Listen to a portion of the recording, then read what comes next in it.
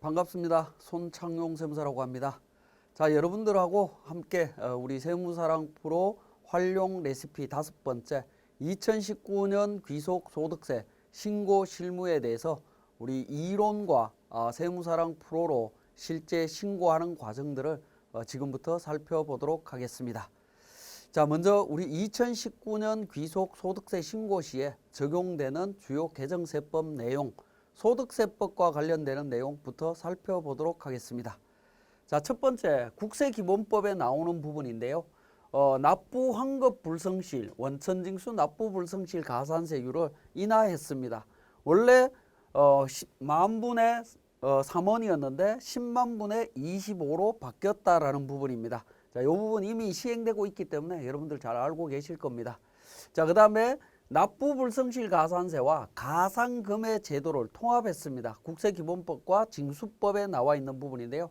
납부 지연 가산세로 이렇게 통합이 됐다라는 사실도 기억하실 필요가 있겠습니다. 자, 일정 금액 이하, 연수익 금액 500만 원 이하의 대여 소득에 대해서 기타 소득으로 분류하도록 하고 있습니다.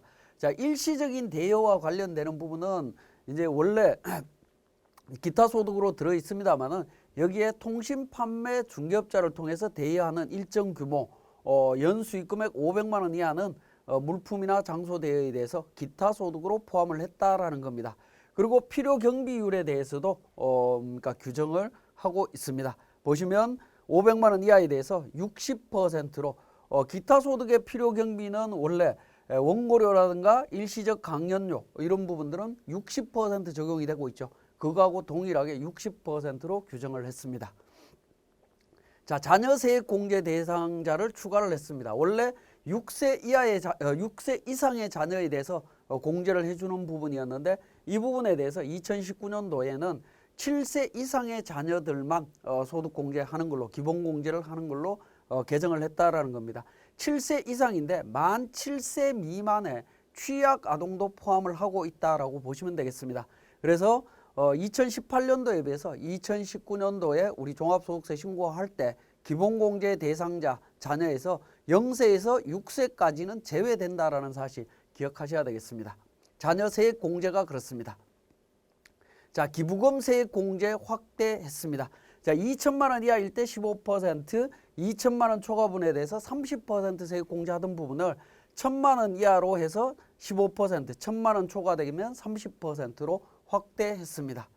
자, 임대주택 여부에 따라서 필요경비 공제금액 차등 적용한다라는 부분인데요. 자, 우리 주택임대소득과 관련해서는 자, 2천만 원 이하일 때는 비과세 규정이 적용이 됐습니다. 그렇지만 2019년도부터는 2천만 원 이하인 경우에도 종합소득세 신고를 해야 됩니다. 종합과세와 분리과세 중에 하나를 선택해서 신고하도록 되어 있다라는 부분입니다. 자, 그것과 관련되는 부분인데요. 자, 분리과세 신고 시에 주택임대소득 산출세액 방법이 규정이 되어 있습니다. 규정이 되어 있는데 자, 여기에서 임대주택 등록자와 미등록자 간에 차등 적용하겠다라는 부분입니다. 자, 임대주택 등록되어 있는 분들은 필요경비를 60% 적용해 주겠다라는 부분이고요. 미등록되어 있는 분은 50% 적용하겠다. 그 다음에 공제금액이라고 해서 이제 공제해 주는 부분이 있는데요. 이 부분도 임대주택 등록자는 400만 원, 미등록자는 200만 원으로 임대주택 등록자와 미등록자 간에 차등 적용하고 있다라고 보시면 되겠습니다. 자, 주택임대소득 분리과세 시에 필요경비 공제금액 등에 대한 차등 적용 대상입니다. 자, 차등 적용을 하는데 다음 요건을 모두 충족한 경우에 필요경비 60%, 공제금액 400만 원을 공제를 해줍니다. 자, 민간임대주택법에 따라 단기 임대주택, 장기 일반 임대주택, 공공지원 민간임대주택으로 등록이 되어 있고 소득세법상의 사업자 등록을 해야 되고요. 그 다음에 임대료가 연 증가율 5% 미만일 때 60%와 400만 원을 공제해 주겠다라는 부분입니다. 자, 기본적으로는 우리 지자체에 임대사업 등록이 되어 있고 그 등록된 내용을 바탕으로 세무서에 사업자 등록이 되어 있고 연 임대료 5% 미만으로 증가를 했다면 60%와 400만 원 적용해 주겠다라는 부분입니다. 자, 올해부터 새롭게 적용이 되는 부분이다라고 보시면 되겠습니다. 임대주택 유형에 따른 사업소득 산출 방법이 되겠습니다. 자, 임대주택에 대한 수익금액은 민간임대주택법에 따라서 등록된 기간 동안 발생된 수익금액을 기준으로 적용을 하겠다라는 부분이고요. 미등록 임대주택에 대한 수익금액은 임대주택 기간에 따라 등록된 기간을 제외한 기간 동안 발생된 걸로 구분을 합니다. 예를 들어서 1월 1일부터 12월 30일까지 주택 임대를 했는데 7월 1일부터 등록을 했다라고 하면 등록을 했다라고 하면 7월 1일 이후분과 이전분을 구분해서 계산하겠다라고 보시면 되겠습니다. 자, 공제금액 적용 방법은 임대주택 외에 종합소득이 2천만 원 이하인 경우에만 적용되는 공제금액에서 이제 임대주택 등록 시에 400만 원, 미등록 시에 200만 원 이렇게 이제 공제를 하겠다라는 겁니다. 자, 이렇게 공제를 하는데 임대주택 등록 수익금액과 미등록 임대주택에 대한 수익금액을 안 분해서 공제를 하겠다라는 부분입니다. 아까 방금 말씀드렸던 1월 1일부터 6월 30일까지는 그 미등록 상태였고 7월 1일부터 12월 31일까지 등록 상태였다면 총 수익금액 비율대로 임대주택 수익금액과 그 다음에 미등록 임대주택 수익금액에 각각 공제되는 400만 원과 200만 원을 안 분해서 계산하겠다라는 부분이 되겠습니다. 자, 임대주택 등록자 세액 감면 대상을 확대했습니다. 자, 기존에는 임대주택 등록자 세액 감면 4년 임대 시 세액 30%, 8년 임대 시에 75%, 종합과세 적용할 때 주택 임대 수익 금액이 2천만 원 이하인 경우에 분리과세와 종합과세 중에 선택 가능하도록 되어 있었는데 자, 이 부분에 대해서 대상을 확대했다. 분리과세 선택 시에도 세액 감면을 해준다라는 겁니다. 과거에는 분리과세일 때는 세액 감면이 적용이 안 됐습니다만은 지금 분리과세를 하더라도 적용해 주겠다라는 부분입니다. 자, 분리과세 시에 임대주택 등록자의 의무 임대기간 미준수 시에 추징세액의 이자 상당액을 가산하지 않는 사유가 있습니다. 자, 우리가 임대 등록이 되어 있다라고 하면 4년, 8년 이렇게 임대 기간을 채워야 되는데 등록된 경우에 채워야 되는데 만약에 그 부분에 대해서 채우지 못했다라고 하면 400만 원 공제와 75% 세액 공제 이런 부분에 대한 부분들을 추징하겠다라는 겁니다. 추징할 때 이자 상당액을 붙여서 추징을 합니다. 그렇지만 그 이자 상당액을 가산하지 않는 사유를 규정을 했습니다. 자, 분리과세 시에 임대주택법에 따른 임대주택 등록 후에 기간 미준수 시 추징세액의 이자 상당액을 가산을 하는데 부득이한 사유가 있는 경우에는 배제하겠다라는 겁니다. 파산이나 강제집행, 그 다음에 법률상 의무 이행을 위한 임대주택 처분 및 임대가 불가능한 경우, 그 다음에 회생 절차에 따라서 법원의 허가를 받아서 받은 경우에 임대주택 처분하는 이런 사유에 해당이 될 때는 본세는 추가적으로 납부를 하겠지만 이자 상당액에 대해서는 징수하지 않는다. 그렇게 이해를 하시면 되겠습니다. 자, 공동사업자의 주택임대소득 총수익금액을 규정을 했습니다. 자, 분리과세 대상 주택임대소득을 보면 주택임대업 총수익금액이 2천만 원 이하인 경우 분리과세 한다라는 거고요. 공동사업자 수익금액에 대해서는 별도의 규정이 없었습니다. 근데 이 부분에 대해서 당연히 2천만 원 이하일 때 분리과세 한다라는 것은 동일합니다. 자, 그 다음에 공동사업자 수익금액은 공동사업장의 약정된 손익 분배 비율에 따라서 공동사업자에게 분배된 수익금액을 합산해서 적용을 하겠다라는 부분입니다. 규정을 명확하게 했습니다. 원래 기존에 예규에 있던 내용을 법에다가 반영했다라고 보시면 되겠습니다. 자, 주택임대보증금 과세를 강화했습니다. 자, 주택임대 시에 보증금 간주임대로 과세 대상인데 이자 상당을 계산하죠. 보증금이 3억 넘어갈 때 60%의 이자율에다가 이제 이자 배당 수익을 차감해서 계산을 합니다. 그렇지만 이제 3주택 이상 소유하고 보증금 합격이 3억을 초과할 때 적용을 합니다. 적용을 하는데 이 3주택이라고 하는 주택수와 보증금 합격에서 제외되는 소형주택이라는 게 있는데 소형주택을 제외시켜 주는데 그 기준이 원래 60제곱미터에서 3억 이하 두 가지 조건을 충족했을 때입니다. 근데 이 부분을 40제곱미터와 2억 원 이하로 낮췄다라는 겁니다. 그래서 보증금에 대한 간주임대료 계산 대상 주택이 배제되는 주택 규모가 축소됐다라고 보시면 되겠습니다. 이 부분도 주의해서 살펴보실 필요가 있습니다. 자, 주택임대소득 관련 소득세법상의 사업자 등록 대상을 확대했습니다. 자, 새로 임대사업을 하면 무조건 사업자 등록을 해야 되죠. 근데 과거에는 분리과세가 되는 주택임대소득만 있는 사람들은 사업자 등록을 안 해도 되는 걸로 되어 있습니다. 그렇지만 지금은 이제 하도록 되어 있다라는 겁니다. 물론 이 부분은 사업자 등록하도록 되어 있는데 만약에 등록하지 않으면 미등록 가산세가 부여된다라는 겁니다. 자, 미등록 가산세 신설된 거 나오죠. 자, 보시면 주택임대사업자에 대한 소득세법상 미등록 가산세 부과합니다. 공급가액의 0.2%입니다. 적용 시기를 보면 2020년 1월 1일 이후 발생하는 분부터 적용한다라는 겁니다. 그러면 2019년도에 발생된 주택임대소득에 대해서는 적용하지는 않습니다. 2020년도부터 적용한다라는 사실 기억해 주시고요. 자, 주택임대사업자의 사업자 등록 관련되는 간주 규정을 신설을 했습니다. 자, 원래는 지자체에 가서 임대사업 등록을 하고 세무서에 가서 사업자 등록 신청을 해야 됩니다. 그래서 납세자가 임대업 등록을 할 때는 두 군데를 왔다 갔다 해야 되는 문제가 생기죠. 이게 번거롭다라는 겁니다. 그래서 지자체에 갔을 때 사업자 등록 신청까지 동시에 신청할 수 있도록 했다라는 겁니다. 지자체의 임대주택법상에 임대사업자 등록 신청 시에 소득세법상의 사업자 등록 신청서를 함께 제출하면 사업자 등록한 걸로 간주해 주겠다. 그러면 이제 지자체에서 이 신청서를 받아갖고 세무서로 통보하겠다라는 의미로 이해를 하시면 되겠습니다. 자, 현금 영수증 발급 의무 위반 과태료 가산세 전환 및 제재 수준을 조정을 했습니다. 자, 현금 영수증 의무 발급을 해야 되는데 발급하지 않으면 거래 금액의 50%를 조세범 처벌법에 따라서 과태료로 부과를 했습니다. 그리고 과태료를 부과받은 경우에도 부과받았을 때 현금 영수증 불성실 가산세 적용은 배제했다라는 부분입니다. 그런데 이 부분에 대해서 실무적으로 너무 그러니까 그 처벌이 과중하다라고 해서 소득세법과 법인세법으로 이관을 하면서 거래 금액의 20%를 가산세로 매기고 있다라고 보시면 되겠습니다.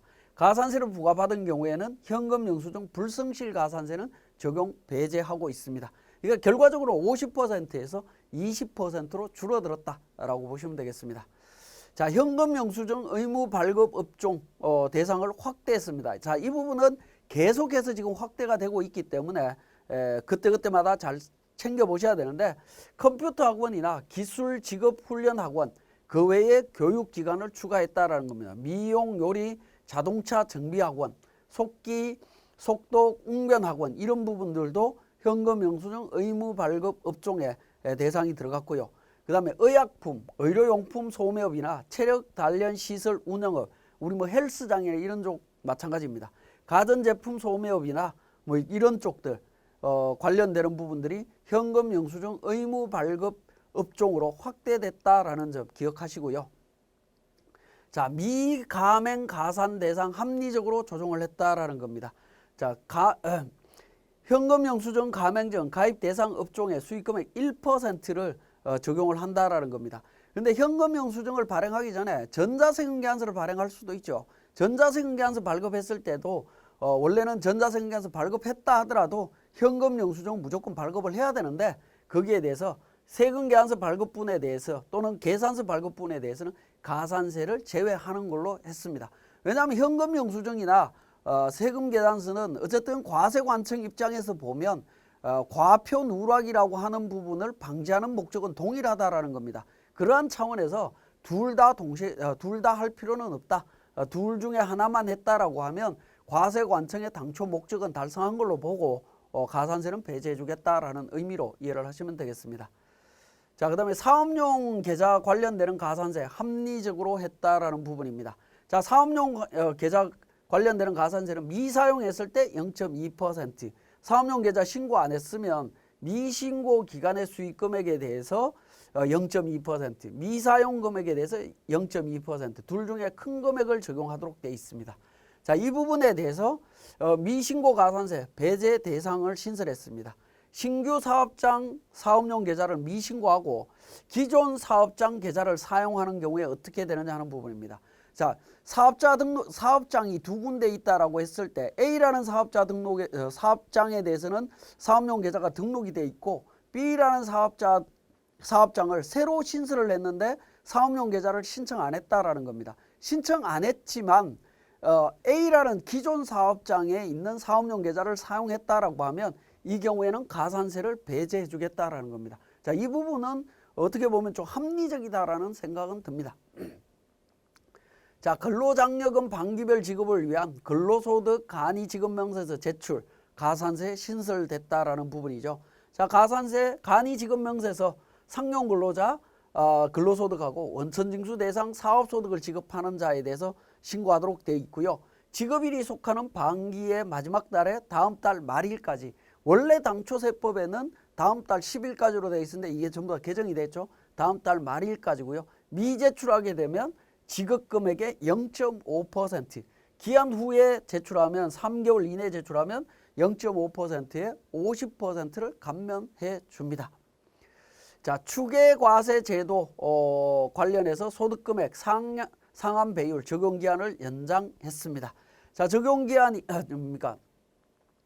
2018년 12월 31일까지 3.2배 2.6개 적용하던 부분을 2021년 12월 31일까지 적용기한을 연장했다라는 부분이고요. 자, 감가상각 의제 규정을 적용을 하고 있는데 감가상각 의제 규정을 적용할 때 소득세가 면제되거나 감면받는 경우, 그 다음에 추계 신고 결정 경정하는 경우에 감가상각 의제를 적용을 해주고 있습니다.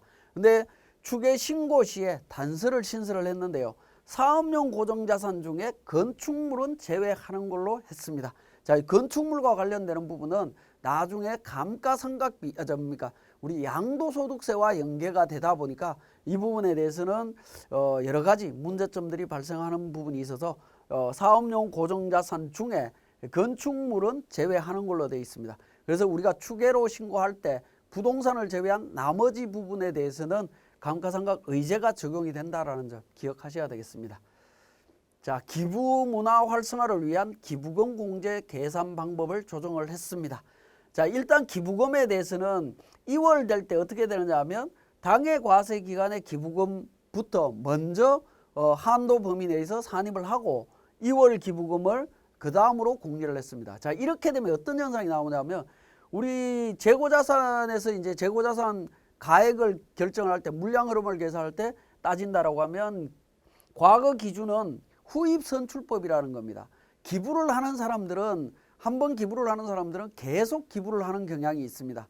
근데 새롭게 2019년도에 새롭게 기부를 했다라고 하면 새롭게 기부한 분부터 2019년도에 한도 범위 내에서 송금 필요경비로 인정이 된다라고 하면 2월 된 기부금은 계속해서 공제를 못 받는 경우들이 많이 발생을 합니다.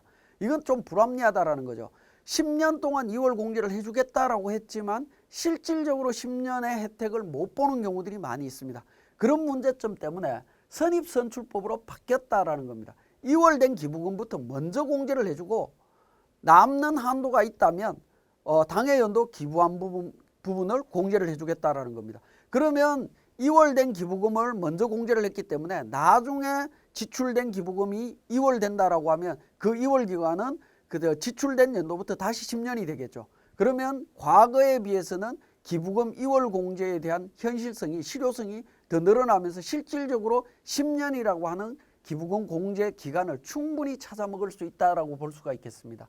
그래서 이 부분에 대해서는 선입선출법으로 바뀌었다라는 부분이고요. 자, 이 부분은 영시행일 이후 신고하는 분부터 적용을 합니다. 즉 2019년도 우리 귀속소득세 신고 때부터 적용한다라고 보시면 되겠습니다.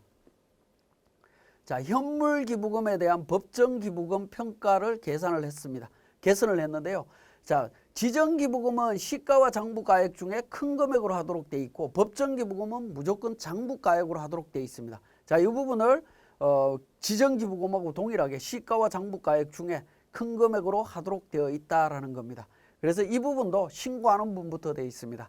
자, 우리 2020년 5월 달에 신고할 때 적용하는 부분이니까 2019년도부터 적용이 된다라고 보시면 되겠습니다. 자, 사업자의 기장 신고 의무 관련되는 수익금액 산정 기준을 합리화했다라는 겁니다. 자, 일단 우리 수익금액이다라고 이야기할 때 일반적인 수익금액 플러스 최근에 신설됐던 작년에 신설됐던 부분이 있죠. 복식부기 의무자인 경우에 고정자산 처분 손익, 처분에 대한 그러니까 양도가액도 수익금액에 포함하도록 되어 있었습니다.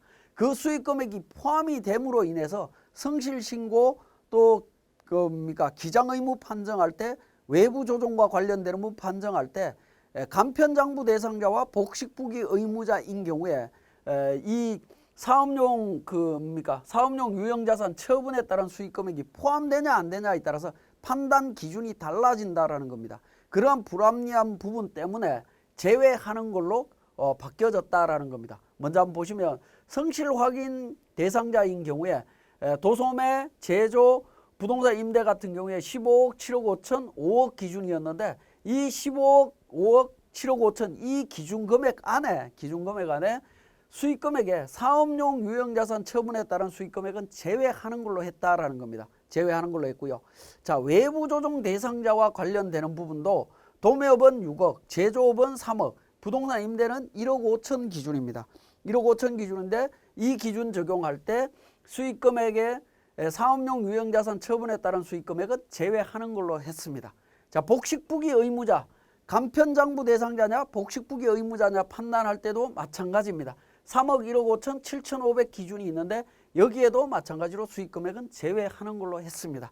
자, 이렇게 제외하는 걸로 했는데 적용 시기가 어떻게 되느냐 하는 부분입니다. 성실신고 확인은 영시행일 이후 시행일이 2020년 2월 11일입니다. 자, 2020년 2월 11일 이후에 성실신고 확인하는 분부터 2020년 5월 달에 성실신고 확인하는 분이니까 19년도부터 적용하겠다라는 겁니다. 확인 대상자 판단하는 부분이 2019년도부터 적용이 됩니다. 자, 외부 조정 대상이냐 아니냐를 따질 때도 마찬가지입니다. 외부 조정을 하는 분부터 시행일 이후 외부 조정 2020년 5월 달에 외부 조정하는 분부터 적용합니다. 결국에 19년도부터 적용이 된다라는 겁니다. 자, 복식부기 의무자인 경우에 영시행일이 속하는 과세기간에 소득 부분에 대해서 장부 기록 비치하는 부분이다라는 겁니다. 과세기간의 소득 부분이기 때문에 복식부기 의무자이냐 아니냐를 판단하는 부분에 있어서는 자, 이 부분은 2020년도부터 적용이 되는 거다라고 이해를 하시면 되겠습니다.